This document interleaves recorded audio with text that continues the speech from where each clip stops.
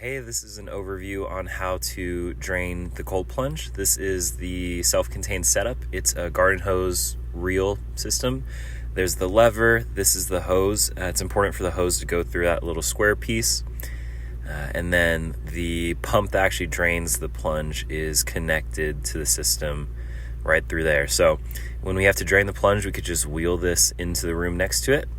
Once we have it there, we could take the pump and uncoil the wire on it and drop it into the plunge over by that drain at the back end. And before plugging in the pump to an outlet, we're going to make sure that the hose comes out. Again, the hose is going through that square piece right there. And then we can just pull the hose all the way out the back door to a good place for it to drain. After the hose is definitely outside, now we could plug the pump into an outlet and the pump will start going and draining the water.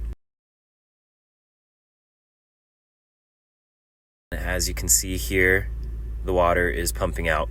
Once the water's draining, you want to make sure that you wait until the water is below those jet lines right there. So once it's below that nozzle, you can go ahead and remove this hose here from the chiller. It says attach after filling with water. When we're draining it, we detach that once it's below those jet lines. Once it's fully drained, you can take the pump back out and then wheel that whole system out back. We'll come back to it in just a little bit. Now with the plunge fully drained, we can go ahead and clean the inside. So we're gonna do a good rub down of all the walls of the plunge, the corners, the base of the plunge as well, getting any kind of scum lines from the water line off. If there's lines that are harder to get off, it's going to be a good idea to wet the walls with a wet rag and then go in with the hard bristled brush here. Use a little bit of elbow grease, get that water line taken care of, and then go back over and clean it with a wet rag. We're also going to clean all the edges of the plunge here as well as the outside faces of the plunge.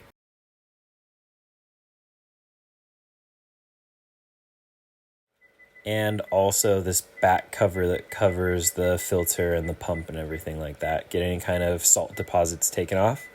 We're going to do the same to the chiller unit. There's a lot of salt that builds up on the top of this, so clean off the top as well as that front face plate.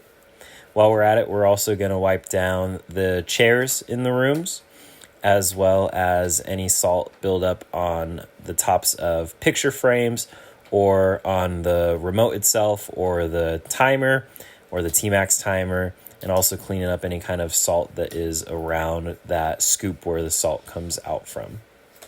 When it comes to filling the plunge back up, we're going to take a hose that's connected to a water supply, bring it over to the plunge room, and attach this water filter to the end of that hose. It just screws on right at the end of it, and that's going to be bringing filtered water into the plunge. So once it's set up, you could go ahead and turn on the water and let it fill up.